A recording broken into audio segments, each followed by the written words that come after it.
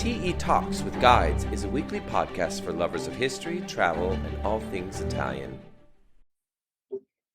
We are now recording.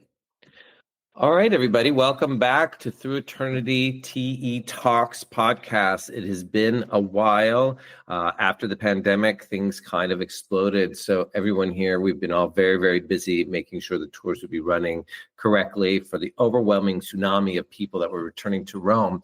And finally, of course, with what has been going on recently in history, I felt like it was the need for us to acknowledge a lot of great events that have happened, sad events as well. It's the best of times, it's the worst of times of Charles Dickens and Tales of the Two Cities. I like to quote out a lot. It's still going on. A thing that I wanted to talk about is that we have a guest here, Rachel, who is joining us. Ciao, Rachel. Hi, nice to be here. Thank you. Oh, it's a great pleasure to have you. So let's just clarify why we are talking right now and why I've decided to restart the podcast, because on April 21st of 2025, during the Jubilee Holy Year, unfortunately, on Easter Monday, or Pasquetta as the Italians would say, Pope Francis passed away after a long struggle with health. It was really kind of shocking, I think, to everybody that he seemed to be doing better, and he was giving the Urbi et Orbis blessing on Easter Sunday and made an appearance up in the balcony in the facade. And so I kind of thought to myself, wow, he's doing a lot better. I'm not sure if you were thinking the same thing, Rachel, but then the next day. I was. I mean, it was really amazing to see him up on the balcony. I mean, obviously he'd spent 6-8 weeks in hospital. He went into hospital on February 14th, and he was only discharged just before Holy Week. And I was reading that his doctors had told him, it's like bed rest now for 2 months. But Francis was determined to leave the church through Holy Week. So yeah, he was out and about, and made that final trip around St. Peter's Square in the Pope Mobile and everything, even after he delivered his Urbi et Orbi speech from the Loggia. So yes. It was a shock. I mean, he clearly looked unwell, but I was still shocked on Easter Monday when I got the news. Yeah, it was very shocking and very sad. So, of course, when you have a pope pass away, the papacy, for many, many people, it's a very unique position. And I think a lot of people are fascinated by what happens, even if you're Catholic, but it doesn't even matter if you're Catholic or not. I think the eyes of the world, I was always saying, was kind of focused on the Vatican City about what's going on. Because when you think about the role of the Pope, for many, many centuries, he was a king, and he still very much is a political figure that has every head of state, including the President of the United States, come to visit the Pope when they come to Rome. So it's still an amazing thing, and it's something that's been handed down more or less since we have Peter the Apostle, who is a patron saint of Rome, be technically the first Pope. And you have this kind of situation where they are elected. So this is a position that is a temporal power. And you have a whole series of rituals that are going through. Now, before we get into the nitty gritty about this, I'd like to clarify why I have our great specialist, Rachel, come in to talk with us. Now, Rachel has studied ancient history or archaeology, art history, and then also you studied theology at Trinity University College. Trinity College, yeah. Trinity College, which is one of the most, if not the most prestigious college of higher learning in Ireland, correct? Yes. I was very lucky to spend many happy years there. There we go. Did you get to take a look at the Book of the Kells? Yeah, it was great actually. As a student and even as an alumni, I am actually able to go and see the Book of Kells for free, no less. Oh, very one of the perks. You're very privileged. Well, you've earned it. One of my favorite things we do at Through Eternity Tours is the Uffizi Gallery in Florence. If you want to understand the Renaissance, not just see it, but feel it, this is where you go. We're talking Botticelli, Da Vinci, Caravaggio, but more than that, it's about the context. Why was this art made? What does it mean? Our guides are incredible. They bring the whole thing to life. You walk in a visitor, you walk out completely changed. That's what we're about at Through Eternity Tours, turning great sights into unforgettable stories. And the other thing about this, which is great with Rachel, is along with all of this stuff, she has been writing blogs and doing our newsletter because of this background that she has. But she also, like me, is a guide. She has been a guide of the Vatican for over 10 years. This was a while ago. You're no longer living in Rome, but you're still very much connected and present to everything that's going on. And so I thought this would be a great way to talk about it. So Rachel, why don't you tell us a few things, because you guys, the team, but mostly you have written a lot of wonderful blogs that you can see on through Trinity.com about the Conclave, many, many different articles. So why don't we talk about a few of those things? Like when a pope dies, there are certain procedures, rituals that take place. So why don't we talk about that first and foremost? Yeah, so when a pope passes away, a set of procedures and rituals are automatically triggered within the Vatican and within the government of the Vatican. So immediately when he dies, somebody called the Camerlengo is called upon. So the Camerlengo, he's usually a bishop, and he kind of translates as the Pope's Chamberlain. Yes. And he's the de facto kind of guy in charge when the Pope dies. It's his job to ascertain and confirm the Pope's death. Now we have modern medicine. The doctor obviously confirms his death. Sure. Camerlengo is the one who has to kind of, sign off on it. He will also be responsible for the symbolic destruction of the Fisherman's ring. So this is a very famous ring that all popes wear. It's a symbol of his power. Not so much now, but of course back in the Middle Ages and during the Renaissance, it was also used to seal official documents. Exactly. So it's very important symbolically and practically to prevent fraud back in the Renaissance. Yes. Now they have other ways to do fraud with like Chat GPT or AI. Exactly. We're in the digital age, but still like the destruction of the Fisherman's ring, it is symbolic because it represents, the end of that Pope's authority. So the Vatican then enters into an interregnum period, so between reigns, and they call it the sede vacante, so the empty seat. Yes. And then it's talking about the empty seat of the Bishop of Rome. There we go. Let me ask you just a couple of things I want to point out, because we know you and I may know a lot about this stuff, or I'm assuming that I don't know for sure is, when it's called the Fisherman's Ring, because Peter was a fisherman, right? That was his He was a fisherman, originally by trade. And, in the Gospels, I can't remember the exact section of the Gospel that it is, but Christ tells Peter and the apostles that you will now be fishers of men's souls. Yes. So it's that metaphor, and that's why he still wears the fisherman's ring. That's what I always find it fascinating, to keep it down to the tradition. Let's also talk about rumors that have been dispelled by your blog. People used to say that there was a hammer used to tap the Pope's head to see if he was dead or not, but that is not. That's connected to opening a holy door in the Jubilee. Yeah. So this is a really strange tradition, and I think or a really strange myth, and because it sounds so bizarre, it's something that just gets repeated during every conclave. The idea that they call out the Pope's Christian name, his birth name, okay, which they do apparently actually call out his birth name 3 times when he dies, and if he doesn't answer, he's dead. But then this also became connected to this tradition that they used to tap on the dead Pope's head 3 times with a silver hammer to prove that he was dead. We're not entirely sure where this rumor came from. It seems to have cropped up around the 19th century, possibly because people were afraid of being buried alive, I think there wasn't that a quote of Charles Dickens writing about being buried alive. You get a lot of the kind of, in the 19th century, you get a lot of this Gothic kind of, yes, and stuff like that. So, this is where a lot of this is kind of probably coming from. But it also, we think, or some scholars think, it could have gotten mixed up with the rites for opening a holy door. And funny enough, we're actually in a holy year right now.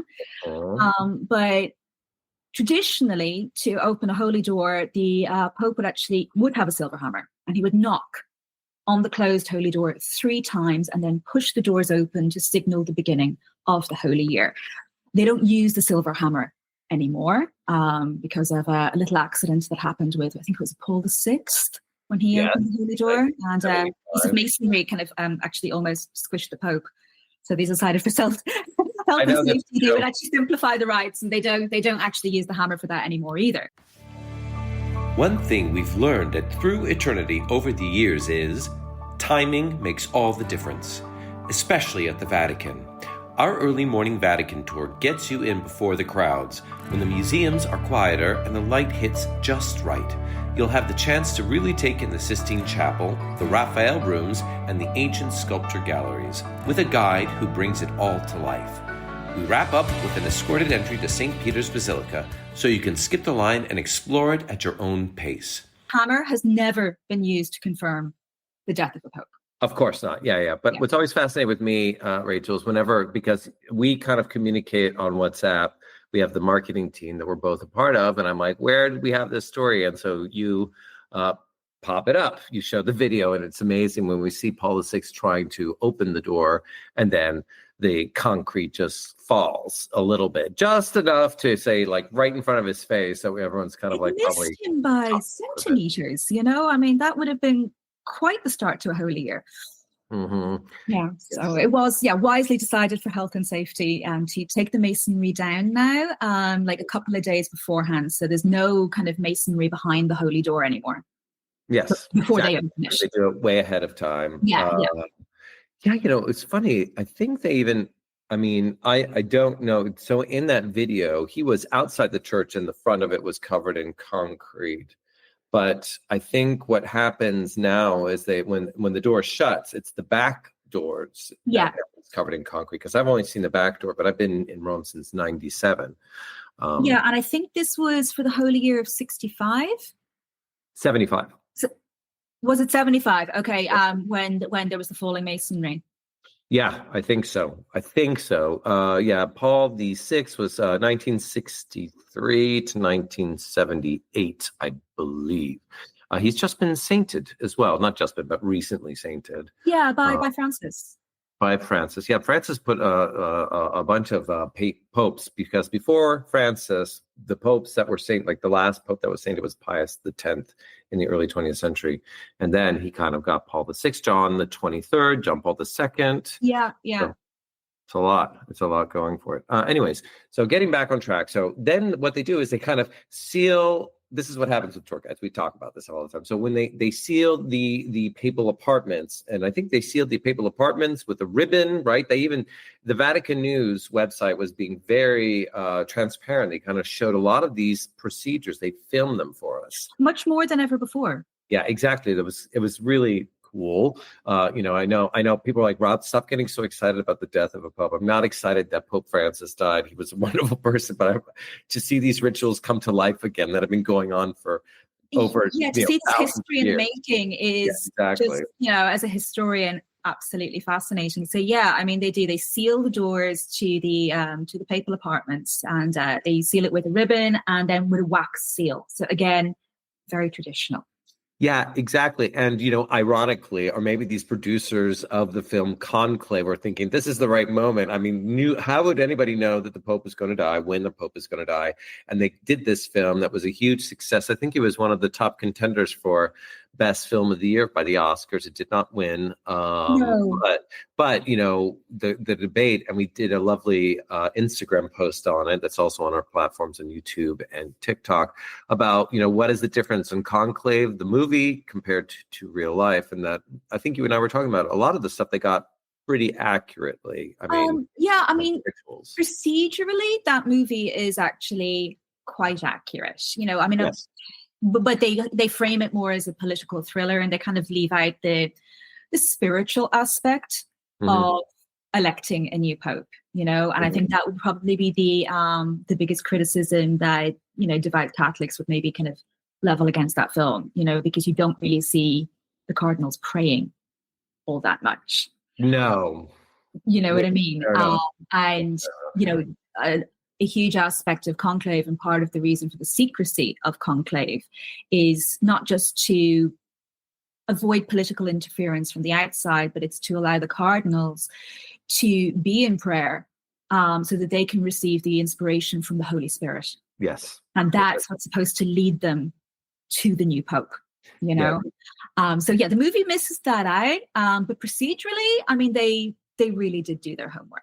Yeah, that's good. You know, people are like, oh, but all that political machinations didn't really happen, da, da, da, da, da. But I'm like, well, if you look in the history, to your point, there's a lot about it.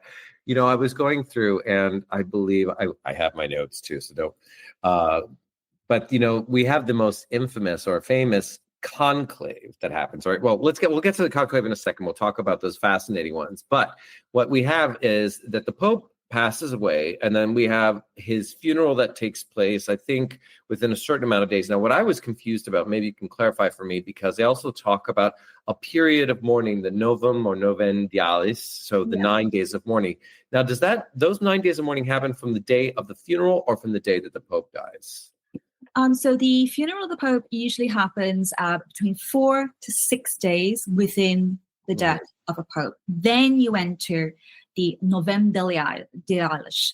So that's your 9 days of official mourning, where you have these kind of extra masses that go on. We saw some of them in the Rosary happening in places like Santa Maria Maggiore, where Francis is now buried, in John and Lateran, the official cathedral of Rome, and of course in St. Peter's Basilica. So you have the 4 to 6 days, you have the funeral, then you have your 9 days of mourning, and then conclave starts.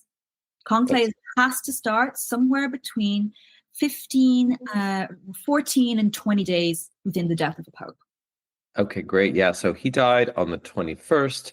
The funeral took place on the 26th, so that was 5 days after, 22nd, and then the conclave started on the 6th. So that's on the 7th. Like right on 9. They entered on the 7th. They entered on the 7th, I thought.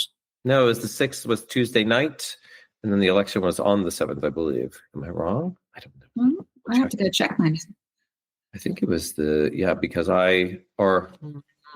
no, you're right. I think they entered a day later because the 6th is the anniversary of the Swiss Guard. Yeah, so they entered on Wednesday because he was elected on. Yeah, they entered on the Wednesday the 7th, and they elected him by Thursday the 8th. You're right. You're right. I was up in Venice. I was arguing with my husband about this. He was like, no, they'll definitely start conclave on the 6th. And it's like, they won't start conclave on the 6th because that's the day the Swiss Guard swear their allegiance to the Pope. Oh, well, lovely. I mean, for those of you who don't know, of course, many of you don't know, Rachel's husband is Ian, who also works with the company, who also is a guide, archaeologist. Yeah, so both of us just argue about history and archaeology all the time. Yeah, so you guys have these debates, but that's probably why you have such a great connection with the two of you. But, yes, that's right. So it's the 7th. Okay, I was away in Venice on the 6th, and then I was worried, and then I was like, oh, God, I don't know if I should cancel my trip because I don't want to miss this. What's going on? You made it. I made it just in time. I wasn't there for the evening. We had Connor out there in the evening, and then we had I came out the day after, and I had Sandro and Lorenzo. Well, Sandro in the morning, and then I went and had lunch. It was timed perfectly, and then came back in the evening. We call it the ultimate Colosseum tour for a reason at Through Eternity Tours.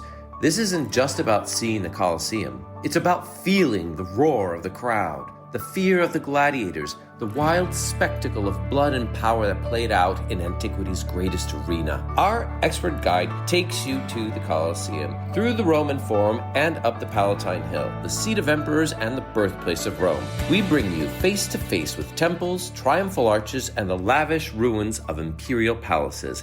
But more than that, we give you the stories, the context, the drama. It's ancient Rome at its most human, raw, and unforgettable. If you want more than just a quick photo and a fact or two, join us at Through Eternity Tours.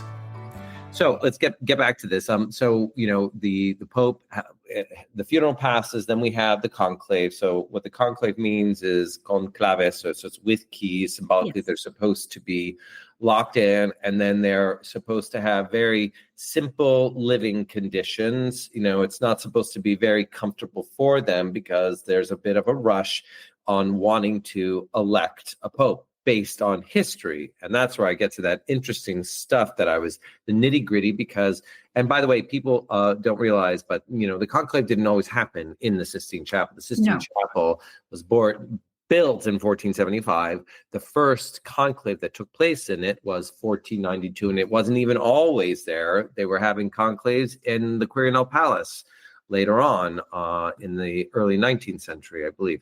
Anyway, but to just get back to this, so in Viterbo, they had a lot. There was the papacy was in Viterbo for a while because things were kind of very unpleasant in Rome. Rome was a bit sketchy. Yeah, it was a bit sketchy. I always think of that time as like a nostalgic thing. Oh, it's about like, the Red Keep and Game of Thrones, all these like factions of noble families fighting each other.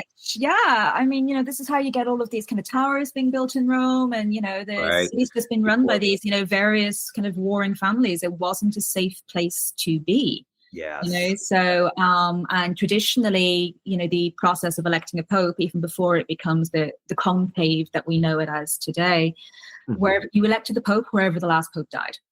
And the pope was spending most of his time in the papal palaces in Viterbo, which is, it's still in the province where Rome is. It's still in the province of Lazio, but it's several kind of miles outside the city. About, was it 30 miles or so outside of Rome? Yeah, exactly. And I'm such a nincompoop because, I've lived in Rome for so long. I've been to Viterbo, but of course, I love, medieval papal architecture. And, to add on to this, the popes were in Viterbo for a while. Then they eventually had to go up to Avignon, right? The Avignon residency. Yeah, so we've had popes elected in France as well. Yeah, exactly. And but these papal palaces still exist, whereas most of the medieval papal architecture in Rome has been pulled down or built up again, right? So we don't really have that many examples. I can't even think of come to mind of real, medieval papal architecture in Rome. You may be able to figure it out, but I can't remember. But so I really want medieval architecture in Rome, but you don't but you don't have the big papal palaces because so the popes originally used to live over at the Lateran Palace. Yes. Where they, lived in the Vatican, they lived over at the Lateran. This is land that was gifted by the Emperor Constantine to the church. And so that's where the first papal palaces were. But especially during the Avignon papacy, so when the popes are living in France, there's earthquakes, there's fires, the Lateran palaces, they're in a really sorry state, which is actually how the popes end up moving over to Vatican Hill when they come back to Rome. Oh, yeah. Gosh, we could even do like a whole series about that because I always love St. Peter's Basilica because it was really the basilica for the emperors, not really for the popes. That was St. John of Lateran. So, but that's another story. That's a whole other podcast. Oh, yes, exactly. If, I was going to say, though, if you do want to have an idea of what the papal palaces look like, the medieval palaces, you'd have to go to see a fresco. I think it's the Carafa Chapel is the name in Santa Maria Sopra Minerva, the church that's not that far away from the Pantheon. You can very much look on the frescoes by Filippino Lippi, and you can see where the original place of the statue of St. Marcus Aurelius, the ancient statue, and behind you have the painting of the medieval palaces of the popes at St. John of Lateran. I know, guys, this may be a little bit more in details, but this is like the stuff that I love that always makes things connected. So now we have this up in Viterbo, and this conclave lasted for 3 years. And as almost 3 years. Okay, 2 years, 9 months. Just round it up. Fair enough. Okay, so we have almost 3 years, but it was only 18 cardinals that were voting as opposed to 133 cardinals that were voting for this conclave that just it's the biggest conclave in history. Biggest conclave in the history and the most international conclave as well. Yeah. That's the other thing that's it's so effective in the world, and that's why the conclave is such an amazing thing for me, I think, and for many, many other people, because it really does affect things in the world. When John Paul II was voted Pope, right? It was the first time that they're having a non-Italian Pope in almost 500 years. Almost 500. And he was from what was considered the Soviet Union. And a lot of people thought that he was a catalyst for the fall of the Soviet Union. Absolutely. So it does have not just spiritual meaning for many, many of the Catholic believers in the world, but it has great ramifications politically in the world. It does. I mean, the Pope isn't the political figure that he was during the Renaissance and the Baroque era. Yes. He's not this king-like figure in the way that he was. But they do still hold, very real soft power. Mm-hmm. They wield soft power, and, they can be very, very, instrumental in terms of helping to, hammer out peace agreements the world over. And, we're in a period of huge conflict in the world right Yes. now. And, a lot of people are saying that with the choice of Leo XIV, he's a moderate, he's a bridge builder. Mm-hmm. And this might be part of the reason why he was elected, the fact that he might be able to actually kind of, wield that soft power to help resolve some of these world conflicts. Some of his first words, of course, on the balcony of St. Peter's that night when he came out was about peace. Yeah, it was. It was very beautiful. Yeah, so that might give people an indication as to the direction that he wants to take his papacy in then as well. Yeah, sure. It was very, very beautiful and also very needed, I think. And I think a lot of people appreciated it. There's this incredible moment we created through Trinity Tours, when the light goes on inside St. Mark's Basilica, and it's just your small group standing in silence beneath a ceiling of gold. It's after hours, no crowds, just the sound of footsteps and the glow of 8,000 square meters of mosaics lighting up around you. It's one of those rare travel experiences that actually stops time. You feel it in your chest. And that's why we do what we do at Through Trinity Tours, for moments that stay with you long after you've left.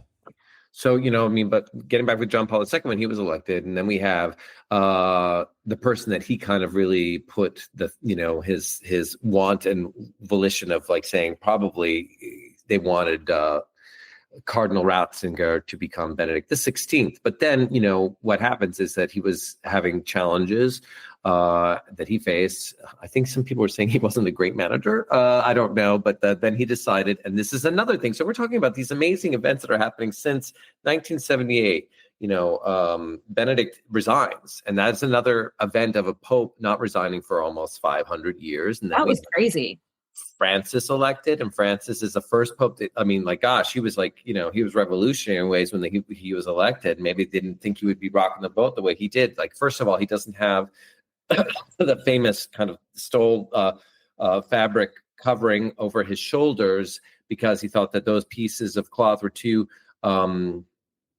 ostentatious. And he's a Jesuit. No Jesuit had ever been elected pope. No. And the bold name, he was just, when you say Francis, it's for those who know, we're talking about Benedict XVI, John Paul II, or John the 23rd, there are always these numbers. I don't know if people realize, have you heard a different story? But I always thought it was the papacy, the popes changed their name because there was a pope named Mercurio. And he didn't want to have a pagan name, so then he changed. Yeah, he thought it was, bad PR for the church. It's like, hey, I'm Pope Mercury, named after a pagan god. So he thought, yeah, you know what, I might change my name. So I think he became, what was it, John II? Yeah, probably John II. But then there's also, isn't it Simon was changed the name to Peter? But that's just me thinking about it. But absolutely, yeah. That's the reason why. Yeah. So they don't have to. It's not kind of canon law or that they have to change their names, but it is tradition. That's right. And the name that they choose again will kind of give you an idea of what kind of papacy they are going to have. It'll tell you a lot. Absolutely. And also tradition doesn't say, tradition happens that mostly it's from the College of Cardinals that a pope is elected. But even in that infamous, 2-year, 9-month conclave that went on, it wasn't a cardinal that was elected. It was somebody else who was nearby and became Gregory X. That's what I learned rereading my blogs, apparently. So it's people don't, technically anyone, they have to be Catholic and they have to be. You have to be male, baptized and Catholic. Yeah. To be elected to the papacy. But those are technically the only requirements. That said, the College of Cardinals haven't chosen from outside their ranks in hundreds of years. And it's always, or almost always, the person who is in the Sistine Chapel. Yes. Exactly. They could technically elect somebody outside the Sistine Chapel, but it hasn't happened in a long, long time. Yeah, that's also kind of the startings of schisms and stuff like that, because that's what I was reading, preparing for this discussion, like Urban VI from Naples. The people were surrounding the conclave. There was a conclave going on in Rome, and so they're like, we want a Roman to be a pope.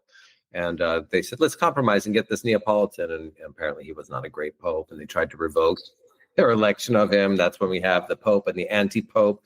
He became Clement. A new Pope was like Clement V. But all that stuff gets kind of confusing. But so we have here now the conclave has started, and they are put in with keys. Now, it used to be that they would have like these kind of cots set up in the museums where they would sleep. And you even brought up the toilets, which I thought I mean, they are roughing it. So, conclave, it comes from the Latin, as you said, conclave, with key, and they are literally locked inside the Sistine Chapel, and again, as I was saying, this is to prevent any kind of interference from the outside world, and the security for this one was heavy, so they closed the Sistine Chapel several days before. So that they could, prepare the space, but not just prepare it with tables and chairs and to put in, the famous stoves for the black smoke, but also to sweep it for security. So, they swept it for bugs, listening devices, and I think this is the first time ever they actually put in jamming devices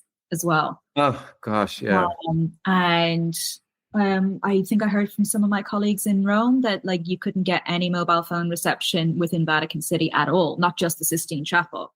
Yeah, no, it was absolutely true. Very, very frustrating for me. Yeah, the Vatican was dark. Yeah, because remember, we would be going down there. So, I mean, just for you guys to know, because of the team that I'm working with, great, these guys are doing such a great job. We've been around the clock being there because it's such a momentous time to be in Rome. And, we were there before, when the Pope passed away, then we were there for the funeral procession. I wanted to really make sure that we had guys taking photographs and filming, because the last time it was, very, very long time. I think it was it Leo XIII? It was the last Pope, or no. Yeah, it was Leo. I think he was the last Pope buried outside of the Vatican. He's buried in John Lateran, but he's the last Pope to be buried outside. Exactly. Vatican City. Yeah, and so I thought that, someone said they're going to do on foot this processional. It was like the Pope mobile where they were taking Francis's body very quickly through the city. I thought there was, because I'm theatrical and I love the pomp and circumstance, and we always read and study about these processionals that took place in Rome, city processionals. But it was very quick. But we had people stationed around filming it, so that we would put that on our social media channels so people can still be a part of it, even if they weren't in Rome. And then we were going, like I said, Connor was there at the first conclave. I came in the second one in the morning. I got there right at the perfect time. I thought I was going to be waiting. I think you had written, it was like they were going to announce between 12 and 2 when the smoke would come out. And at 11:55, the smoke came out. So it was great. And then, when the white smoke came out, I was walking towards the piazza right when it happened. Then I had to line up. And that was amazing, too, because, just so everybody knows, Rachel and I were both there when Pope Francis was elected under the pouring rain. We got there. We went down at night, because I think it was April or no, it's March 13th. It was the day after my dad's birthday. I remember being on the phone to him. Yeah, exactly. So it was March 13th, but then you could just run into the piazza. This year, you had to go through the metal detectors to get in, which was kind of like, holy moly. And the second you walked into the piazza, you lost all signal. You couldn't get any signal. So it was like, we were all trying to communicate with each other. We're like, all right, guys, we're going in. We're going to disappear. We'll come back out later. Yeah, Conclave is definitely the analog as opposed to the digital world. Yeah, exactly. So, so they're in there and they have this. Now, remember that we have people often wonder when you go into the chapel itself, where is they call it the chimney, and when it really isn't a chimney, it's kind of a stovepipe. Yeah, it's two stoves, in fact. So there's and it's, if you've got your back at the very, very back of the Sistine Chapel and you're looking towards the main altar, they put the two stoves just to the left-hand side, just below the last window on the left-hand side of the Sistine Chapel, and they place two stoves there.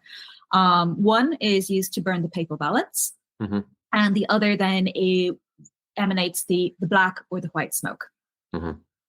There we go. So it's one on the black of the, so they burn the ballots and then emanates the smoke. Okay. And remember that, I always remember that it was, dry hay would give off the white smoke, and the black smoke was if the hay was wet. In theory, because it didn't always work.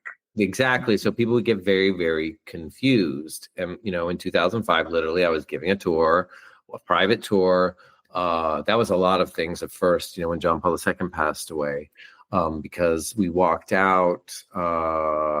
We didn't go into the chapel, obviously, but we were allowed to go to the Raphael rooms and then the Sobieski room with the largest painting of the Vatican museums. The windows were covered. They were covered with like this opaque plastic. So it's like you were not allowed to look. I remember this very distinctly, to look at the chapel itself, because you could normally see the chapel from the outside in that room, and they covered it. And the museums were empty, which was wonderful. Yeah. And then we went out and I was gesturing to it, and then the smoke came out. But it was true. It was like, I had read about this in When in Rome, a book by, I think the author's name was Robert Hutchins. He was a guy who lived in Rome, like us, expat. A lot of great stories in it. And, it was like a little white, black, so people were not. Murky, kind of gray. Yeah, exactly. But this time it was very white. It was very clear for people. So, there was no confusion now that they used this. Yes. Yeah. I mean, they reverted to modern technology. So they put like little smoke bombs basically inside the stove, to make sure that there's no confusion whatsoever. When I started through Trinity Tours, the goal was simple: help people experience places, not just see them. Because standing in front of the Sistine Chapel, or walking through the Uffizi, or exploring the Colosseum, it means so much more than when someone brings it to life for you. That's what we do. Our guides are passionate experts. Our itineraries are built for curious travelers. Whether it's Rome, Florence, Venice, Through Eternity Tours is for people who want to connect, learn, and remember what they saw long after the plane ride home. So from the moment that happens, right, everyone kind of goes into the piazza, and you had this time, I think it was a while. It was about an hour and a half before they came out. But I mean, it's still filled with pomp and circumstance, because you have the Swiss Guard come through the piazza, and there's like music playing, and then they go up and they march up on top of into the facade, or the steps. So they're in front of the facade of St. Peter's. So if you're looking at the church, they're on the left. And then the Carabinieri also come up, which I thought was interesting. And they have a band, and they have the music playing, and it's like a marching band almost.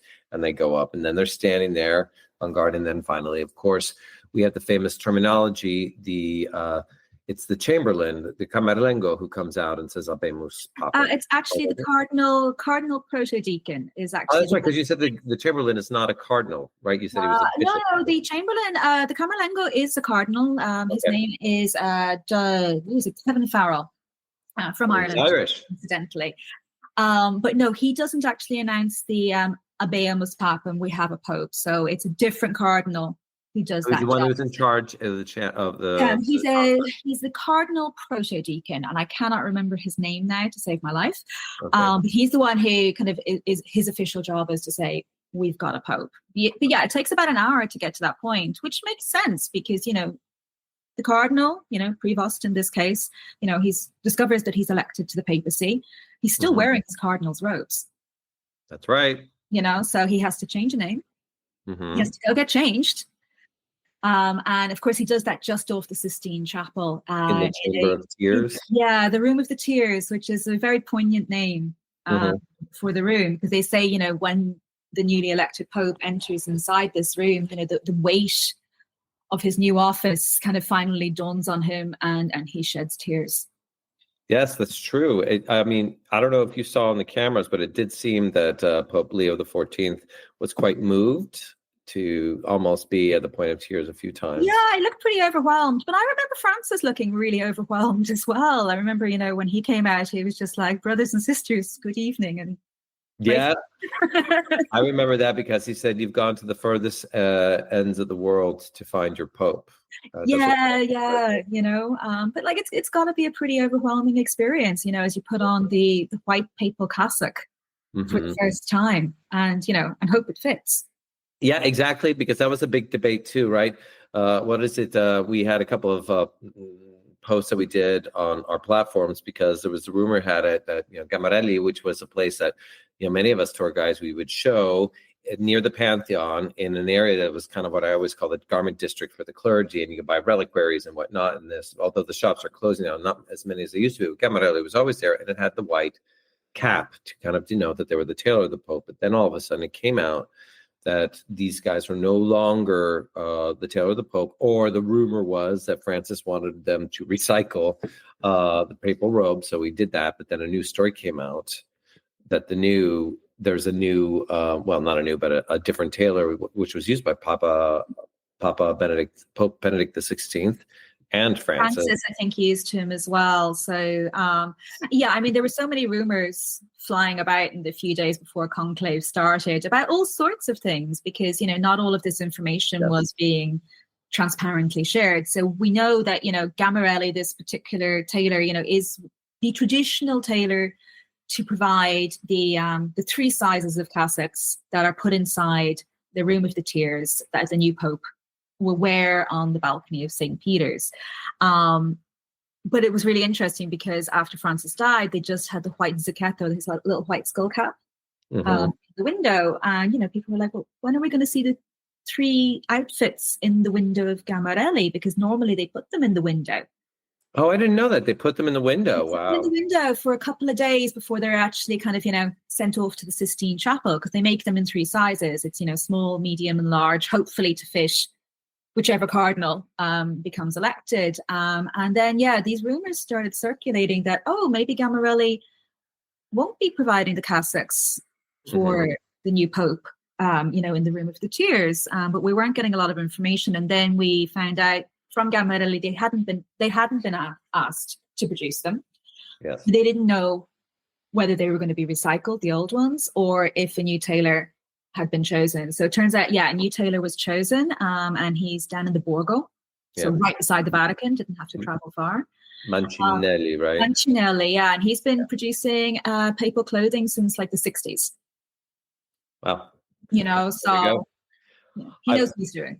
Yeah, today I'm going to be putting up a carousel about it that I have like the photos, because I went there the day the Pope was elected in the morning, and I took a photograph. It was so funny because it was just, when these stories happened, it was filled with journalists and cameras. And so I had to try to take a moment when these guys weren't there to take a photograph of it. And then I went inside, took some videos and stuff. So we'll see about it. But what was really funny is then I went into the piazza and I saw, because of course, when you go to the piazza during a conclave, it's like a who's who and the clergy and the fascinating, beautiful vestments that they have, the nuns, the priests, all the different clothes that they're wearing. And there were 2 guys that had 2 bags. There were 2 priests, not just guys. There were 2 priests who were holding bags of the Mancinelli, and it was written Mancinelli. I was like, okay, so this is going to be the place where everyone's going to want to get their clothes now from there. And it was a small, beautiful, quaint shop. It's so funny because, I never really noticed it that much. Going down the Via Borgo, which is a place very near St. Peter's Basilica, where when you're taking clients around, this is a place where you may want to stop for lunch. So it's kind of touristy, but very beautiful. It's very quaint. It's really charming. Yeah, I believe Ian lived there for a while. I think his first apartment was like right down in the Borgo, like almost opposite the Pizzetto, like the big wall that goes between St. Peter's and Castel San Angelo. So, but it's a really charming neighborhood. Yes, it's a bit touristic, but it's also, it's definitely worth a walk around. And, if it's good enough for the cardinals, it's good enough for you. There's a couple of restaurants there that apparently are famous in the days leading up to Conclave, because it's where the cardinals gather and they dinners together, and all sorts of things are being discussed. That's right. I mean, that's the other thing now. Apparently, it's like so secretive, the whole conclave, but then a lot of these cardinals are now being chatty Cathys, and they're talking about stuff about how the elections went on and whatnot. So, just to wrap this up, I mean, it's been so much. I mean, we're just scratching the surface, because absolutely, it's really, really, really, really interesting, and a lot of great politics. And what's also very funny is that now we're learning more about Leo the 14th, and it's like so funny because so many things are investigated, like scrutinized in a positive way about, like, from what he said, what he chose to wear. Now he has chosen, because Francis decided to live in the dormitories that the cardinals were were living in during the Conclave, which was built by John Paul II for them. Yeah. He lived there in, it's like the Casa Santa Marta. Casa Santa Marta, yeah. So it was built in 96 by John Paul II. Yeah, I didn't realize it was so close to St. Peter's. It was so funny. I always thought it was like in the back, but I mean, you were giving tours as a Vatican guide of the gardens and stuff, so you knew exactly where. Yeah, we used to drive past it all the time. I used to occasionally see his little white Pope car drive past us as well, which was quite cool. Hysterical. You know, it's because he was living in the Casa Santa Marta, but his office was still in the Apostolic Palaces, which you can see from down in St. Peter's Square. So he used to commute just like everybody else. So now, but Leo XIV, he was there on video when they cut open the ribbon and reopened the papal apartments. So he's like, no way, I'm going to be doing that. It's an interesting thing. I don't know what he will do, because Francis, and I hope they'll continue this, but Francis decided to open the papal gardens at Castel Gandolfo for the public. Did you give tours there, or did you ever see it? Because it's one of the most amazing gardens. No, I actually haven't given tours there.